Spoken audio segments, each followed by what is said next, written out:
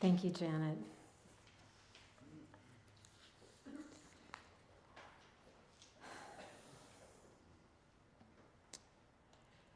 The other morning, I began to feel like I had woken up on the wrong side of the bed, as they say.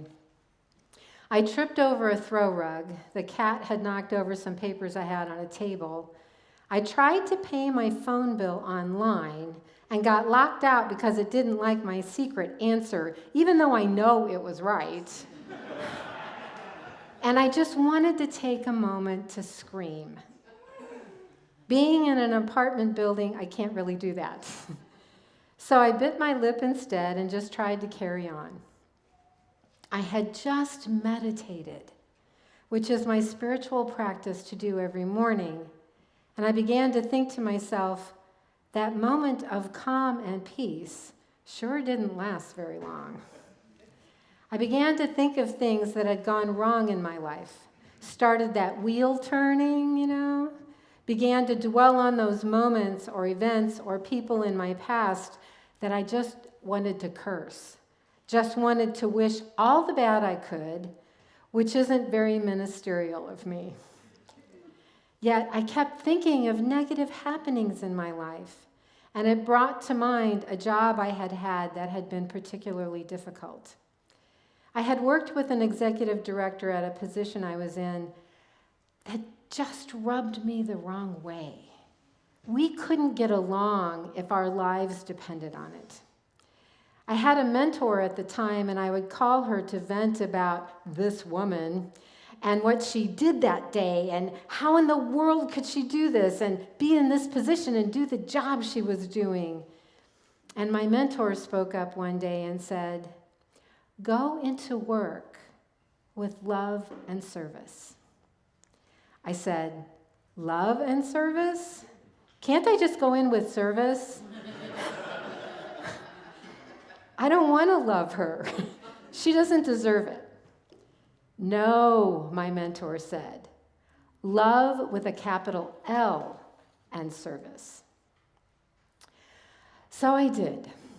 I made an attitude adjustment, and every morning before I went into work, I prayed and offered up the best service and love I could give to this job.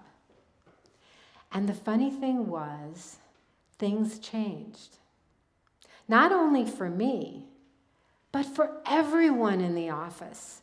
We all started to get along more easily, even if we already did before this change. There was a lightness about the office now that hadn't been there before. I hadn't wanted to bring love to this office because I had already judged that they didn't deserve it. This was definitely pre-minister days in my life, where my patience was shorter lasting and it wasn't as meaningful to me to be pastoral in various situations. What this lesson taught me at that time of my life, however, was twofold. One, that my attitude actually did determine my satisfaction level in life at a much deeper level than I had given it credit for. And that, two, my attitude affected more people than just me. There was a cause and effect to what energy I was putting out there on a daily basis. There was something that was bigger than me that I could actually affect. Sometimes as humans, we isolate ourselves and don't imagine that what we do affects others, especially those out in the wider world and not just within our immediate sphere. And yet it does. It could affect others as much as the butterfly effect states. As a reminder, this is a chaos theory that describes a sensitive dependence on cause and effect, that small causes can have huge effects. For instance, as an example, when a butterfly flaps its wings in South America, it affects the formation and path of a hurricane weeks later. Edward Lawrence coined this theory years ago, and it has been used many times to show how one small movement could change something that is happening in the future. I am currently enamored of a television show called Timeless. It's a time travel show on network TV, which I'm a particular fan of. They've created a time machine where they are chasing a man with another time machine to thwart his actions because he wants to change history. It's particularly appropriate to this part of the country because David Rittenhouse is mentioned quite frequently. It actually got me interested in researching Rittenhouse, and recently I came across the plaque in Fairmount Park of his father and him near the paper mill. To refresh your memory, Rittenhouse was from Philadelphia in the 1700s, a compatriot of Benjamin Franklin. He was an astronomer, an inventor, and the first director of the U.S. Mint. He grew up very close to Germantown in what was then called Rittenhouse Town. I'm always delighted to learn about local history and to pass that along. Anyway, in the TV series, each week they travel to a different era where the bad guys are going for some ulterior motive that the audience is not privy to yet. And each week, sometimes they change a bit of history, and sometimes they don't. But the capacity that they have to change significant moments in history is both fascinating and thought-provoking. I begin to wonder how the little things we do affects history. What we do affects others. What we do can change the world we live in. So many times, however, we don't think we have the power to do that. And so many times we feel that the little we do won't make much of a difference. There is so much wrong with the world and with our country. So many folks have been telling me lately, what is anything that I can do to make a difference? That's where we're wrong. We have the capacity for so much that we deem insignificant or inconsequential. And by our very relationship of being human, we can contribute so much more than we know. In these times of anxiety and uncertainty, it is crucial that we renew these bonds, these relationships that may seem tenuous at best. Now more than ever, it's up to us. Brother David Steindl-Rast, a Benedictine monk, has a quote: "Life is too short to experience everything, but the human heart is big enough to resonate with everything that any other human heart has experienced." We know what it feels like to be human, and we know deep down that what we feel, others feel. We are all human. We really do feel the same at some time or another that others feel.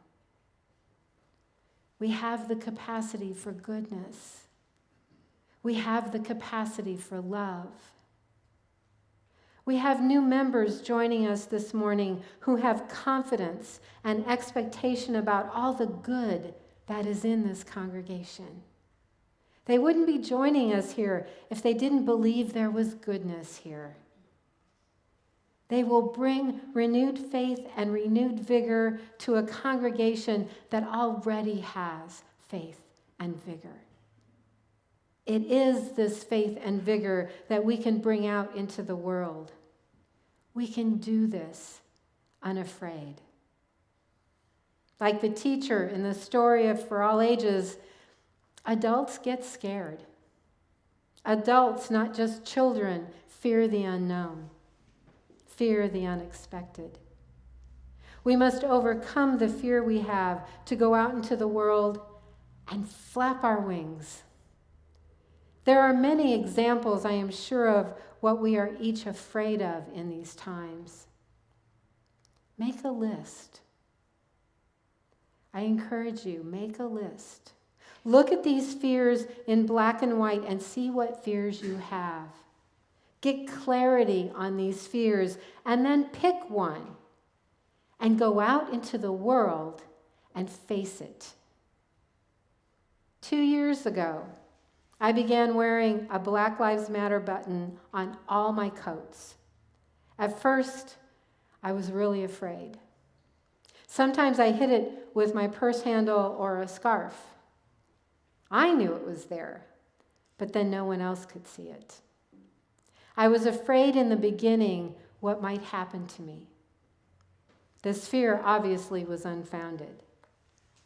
I knew that I was committed to speaking out. I knew that I was committed to social justice, but there was a part of me inside that was afraid to show it.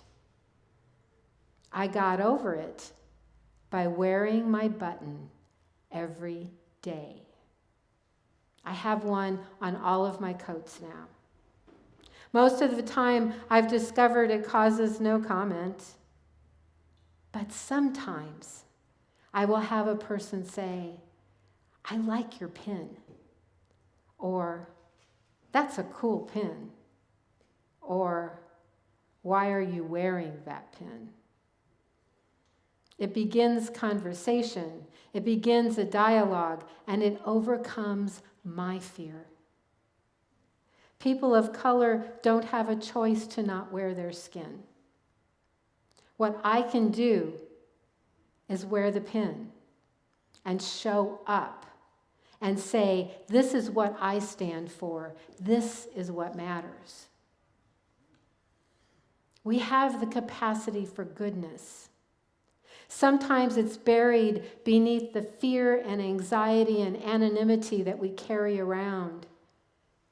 But to be the change we want to see, we have to change something. If you want something to change, you have to change it. You have to change. What do you intend to change today?